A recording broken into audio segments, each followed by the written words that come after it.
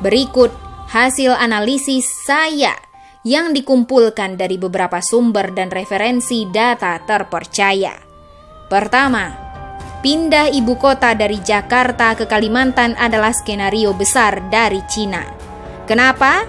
Karena Kalimantan mempunyai peran penting dan posisi strategis bagi program obor One Belt One Road sebagai pintu masuk Cina untuk menancapkan hegemoninya lebih dalam di kawasan Asia. Dan Kalimantan secara geografis juga sangat dekat dari Cina. Dan juga secara demografis, komposisi warga keturunan Cina di Kalimantan cukup dominan dan kuat. Jadi, Kalimantan memang sangat seksi di mata Cina dan wajib dikuasai. 2. Sesama kita ketahui, ibu kota adalah center of gravity sebuah negara. Di dalam peperangan militer, ibu kota adalah simbol penaklukan dari sebuah negara. Apabila ibu kota negara berhasil direbut dan ditaklukkan, berarti itu akan sama dengan keberhasilan menaklukkan dan menguasai negara. Kondisi Jakarta yang begitu padat dan mengakar secara geokultural dan geografis tentu akan sulit menembus dan menaklukkan Jakarta yang begitu besar dan sudah berurat berakar dikuasai banyak negara lainnya berdasarkan kepentingannya masing-masing. Disinilah cerdiknya Cina. Trauma akan lengsernya Ahok dan gagalnya proyek reklamasi Jakarta dan Meikarta menjadikan Cina mempercepat agenda pemindahan ibu kota Indonesia ke Kalimantan. Tujuannya apa? Kalau ibu kota dipindah, maka Jakarta akan lumpuh. Kekhususannya pun akan dipreteli dan dicabut. Semua kendali negara dipindahkan ke tempat ibu kota baru, yaitu di Kalimantan. Nah, apabila ibu kota baru sudah berdiri dan berjalan, maka secara otomatis remote kontrol negara Indonesia yang selama ini berada di Jakarta akan berpindah tangan ke Kalimantan. Dan ini sama artinya, semua kendali negara kita akan berpindah tangan ke Kalimantan. Secara paralel, seiring proses pembangunan ibu kota ini berjalan, Cina dengan mudah akan memobilisasi rakyatnya untuk masuk dan migrasi ke Kalimantan, agar kemudian menjadi mayoritas dan menguasai mutlak Kalimantan secara penuh, mulai dari fisik ekonomi, politik, dan komposisi jumlah penduduk seperti sejarah berdirinya Singapura dengan menyingkirkan pribumi Melayu. Dan ini bukan hoax atau halusinasi, karena fakta dan data ke arah itu sudah terbuka terang benderang. 3. Skenario peta jalan perpindahan ibu kota ini langsung terbaca oleh si adik kuasa Amerika bersama aliansinya. Kalau Kalimantan menjadi pintu masuk program obor Cina, maka Papua adalah pintu masuk program TPP, Trans-Pacific Partnership, Amerika dan aliansinya untuk membendung hegemoni Cina di Asia Pasifik. Papua sejak masa Perang Dunia Pertama dan Kedua pun sudah memiliki arti penting bagi Amerika. Bahkan juga secara kebijakan pertahanan, Amerika sudah menjalankan konsep US Indo-PACOM, yaitu membentuk border aliansi segitiga India, Australia, Jepang untuk menghadapi Cina.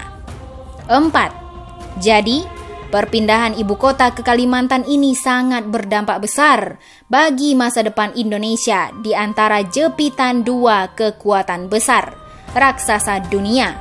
Perpindahan ibu kota ke Kalimantan adalah simbol kemenangan Cina atas Amerika dalam merebut dan menguasai Indonesia. Kalau ibu kota pindah ke Kalimantan, yang notabene semua fasilitas, konsep, desain, biaya berasal dari Cina, maka Amerika bersama sekutunya akan gigit jari. Indonesia lepas dari kontrol dan hegemoni Amerika. Wajah Indonesia akan berganti menjadi Indo-Cina. Indonesia yang selama ini American Boy hanya tinggal sejarah dan cerita lama. So pasti dampak perpindahan ibu kota ke Kalimantan, semua yang terkait penguasaan atas tanah, bumi, air, birokrasi, sumber daya alam, Aparatur semua bergeser, serta juga pindah berada di bawah kendali ibu kota baru, made in China. 5. Melihat skenario ini, Amerika langsung memainkan skenario tandingan rusuh Papua untuk memecah konsentrasi, menjegal rencana perpindahan ibu kota ke Kalimantan, atau juga akan memutilasi Papua dari Indonesia dengan ancaman Papua merdeka dan menjadi milik Amerika sebagai basis dan pintu masuk hegemoninya di kawasan Asia Pasifik. Karena pasti Amerika tidak akan rela ladang suburnya selama ini akan diambil alih Cina karena sumber kekayaan alam Papua yang melimpah serta letak geografis Papua yang tepat berada di tengah kawasan yang menghubungkan Amerika dengan Asia Pasifik Australia. 6. Pihak istana tentu sangat paham dan hati-hati dalam menghadapi manuver propaganda rusuh Papua yang begitu masif dan terencana ini. Makanya jangan heran, aparat khususnya Polri serta istana seperti gagap menghadapi situasi ini. Bayangkan, hanya dalam hitungan menit dan jam, rusuh anarkisme Papua begitu cepat meluas, masif, bahkan sampai ke depan istana dan Mabes TNI mengibarkan bendera bintang kejora menuntut mereka secara terbuka. Padahal, kalau kita lihat antara perbandingan kekuatan TNI Polri dengan perusuh Papua bukanlah apa-apanya. Namun, yang terjadi sebaliknya, korban nyawa dan pembakaran pun sudah merebak terjadi di Papua. Sorong, Manokwari, Fakfak, Wamena, Jayapura, semua membara serentak bergerak menuntut merdeka. Anehnya lagi, sudah jelas rusuh ini begitu radikal, anarkis dan tuntutannya merdeka. Menko Polhukam Wiranto yang dulu juga menjabat Panglima ABRI ketika rusuh Mei 1998 meminta aparat persuasif tanpa senjata. Apa yang terjadi kemudian? Aparat tak bersenjata menghadapi perusuh pakai senjata, ya habis dibantai dengan parang, panah, dan tombak. Jadi aneh juga kalau penanganan rusuh Papua rezim saat ini bagai putri malu alias macan jadi kucing. Sangat berbeda ketika menghadapi aksi 212 dan rusuh 21 hingga 23 Mei pada Pilpres yang lalu. Negara kelihatan begitu ganas, perkasa, malah semena-mena terhadap umat Islam yang datang membawa sajadah dan kopiah. Ketimpangan dan perbedaan ini terjadi karena negara pasti sudah tahu siapa aktor dan pemain di belakang rusuh Papua. Artinya, rusuh Papua tidak lebih bentuk perlawanan Amerika melalui proksi dan aliansinya di Papua terhadap manuver Cina yang mau pindahkan ibu kota ke Kalimantan. Cuma yang kita sayangkan adalah sikap pemerintah hari ini yang tidak jelas alias pengecut.